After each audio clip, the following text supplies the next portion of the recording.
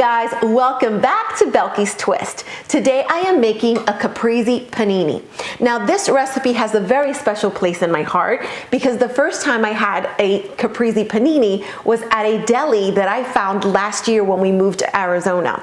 I used to pass it and I used to see NYT Deli, and I didn't realize that the NYT actually stood for Not Your Typical Deli. Somehow in my mind I was thinking New York Times Deli, but no, it was not. It was Not Your Typical Deli. So I go in, I find out that the reason they're called that is because they're hiring people with disabilities.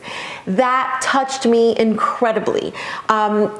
You have to visit their website and visit their Facebook page and just see their story. It's really amazing. They're also opening a culinary school.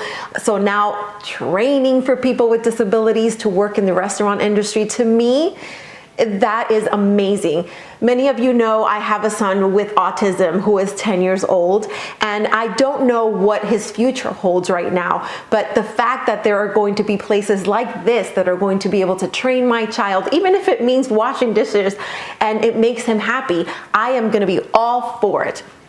So we moved from that area earlier this year, so I missed that panini. So of course I'm gonna make it for myself. So today I wanted to share the recipe with you. I am going to put the link to Not Your Typical Deli down in the comments so that you can check their stuff out. If you haven't subscribed to my channel, please make sure you subscribe, and let's get going. Let's make this.